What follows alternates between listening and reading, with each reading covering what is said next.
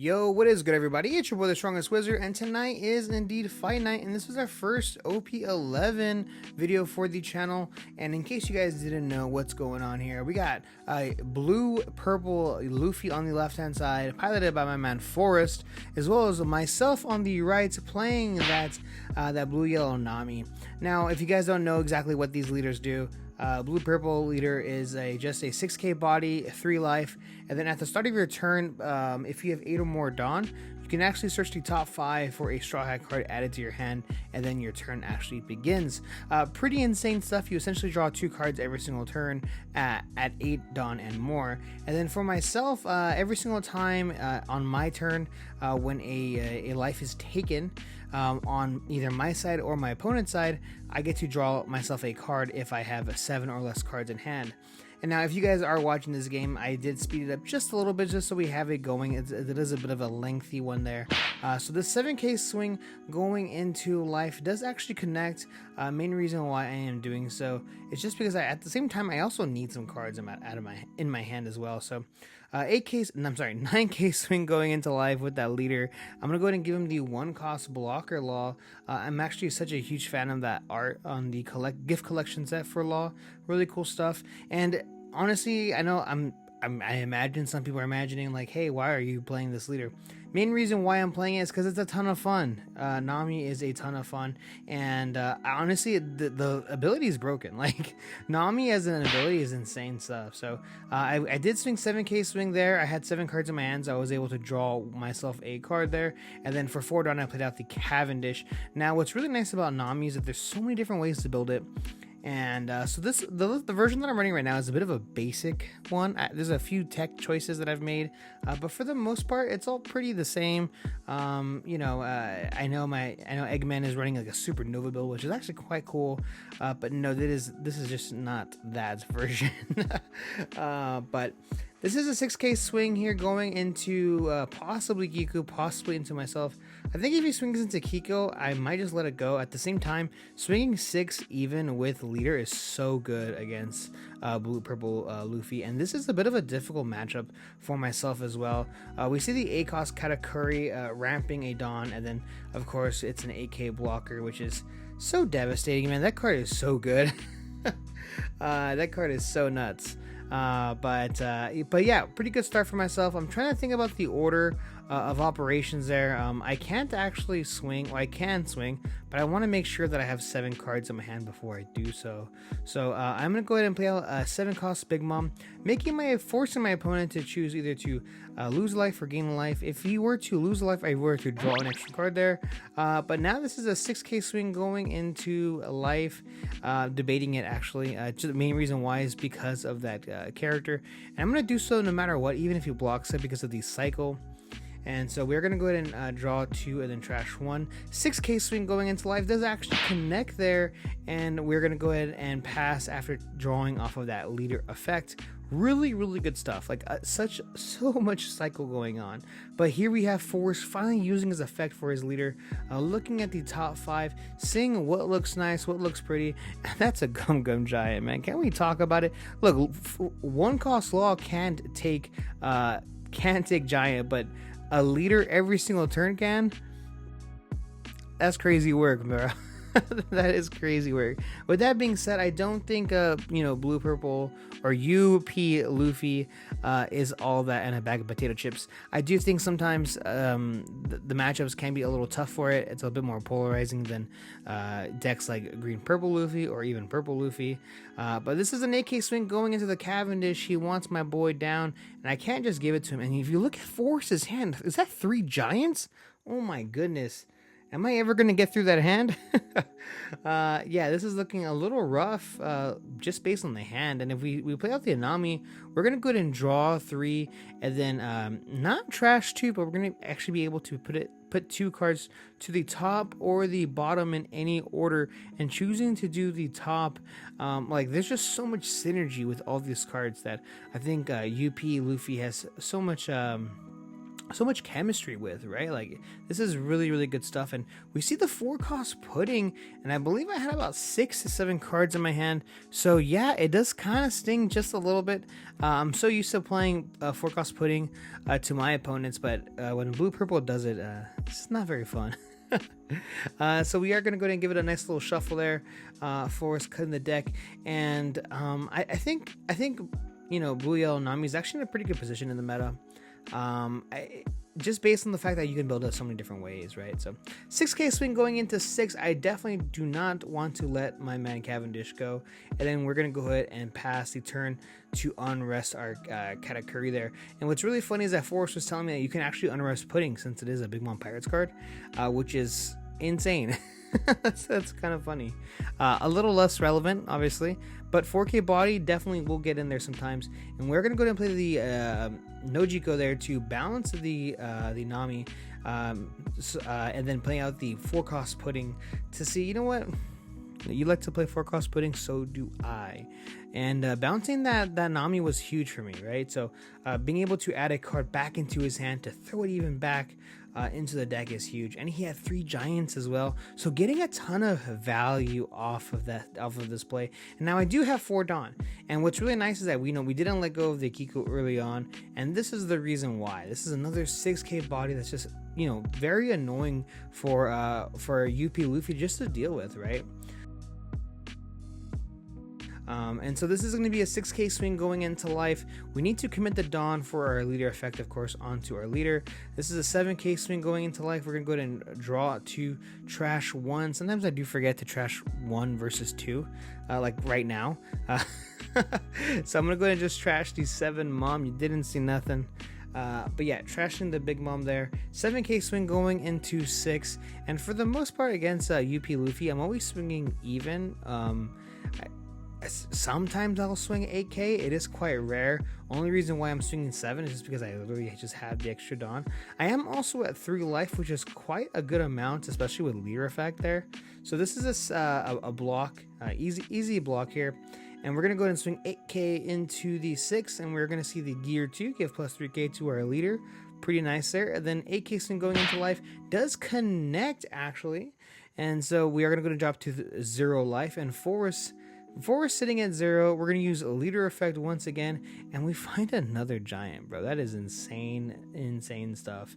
But choosing not to grab it, grabbing the Usohachi instead, and there's one of the key pieces there, right? So he ends up leaving it at the very top, but a thing that I like to think about is that that being one of the key pieces of the deck is of course is Big Mom, right? Sanji into Big Mom is such a big deal for this deck, like making sure you get it. And I mean, let's be honest, the deck is extremely consistent. I mean, I don't think there's, you know, anyone's gonna argue with that, especially at 8+ Dawn. I mean, drawing 2 cards plus selecting off the top 5 is insane stuff. So this is a 6k swing going into the Cavendish, which was quite surprising to myself. But we're going to give him just a 2k counter.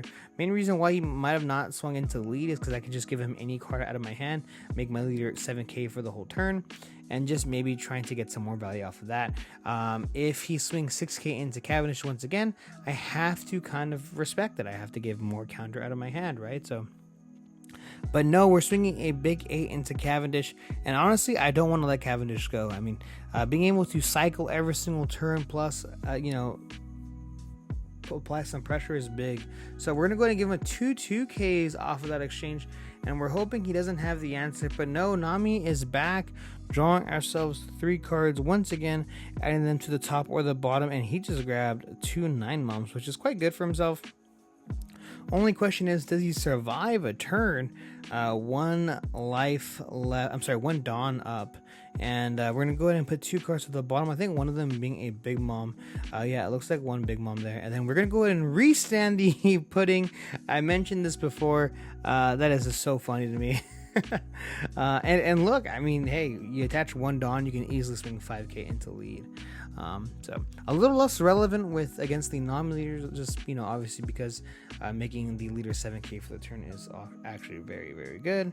But we are going to see exactly what happens here. 6k swing going into live. We're going to go ahead and draw to We're going to go ahead and trash one, debating on the trash here, getting rid of another Cavendish. Very, very big dead card in our hand if we don't establish another one, right? We're going to go play the Nojiko to bounce back the character once again, and this is a big 8k swing going into life here. Now does he have the giant? It's very possible, but no, giving us the 2k 1k, and he actually does have the giant. He only has one copy though, unfortunately. So we're gonna go ahead and I'm debating how I want to swing. I think that's like the biggest issue that I'm having, is we can swing 6 8 because we also have the pudding, right? So, and on top of the fact that we have Katakuri as a blocker, you always forget about the blocker, man. So 8k swing going into life there, and this is an easy block plus counter, but obviously in doing so you leave your leader fully open. And I think Forrest doesn't have a choice here.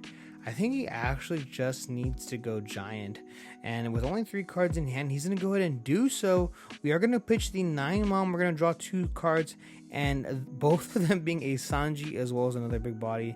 And this is a pretty big swing here, and it looks like Forrest is going to block, and no counter there, which is quite unfortunate. We have the leader effect once again as I pass the turn.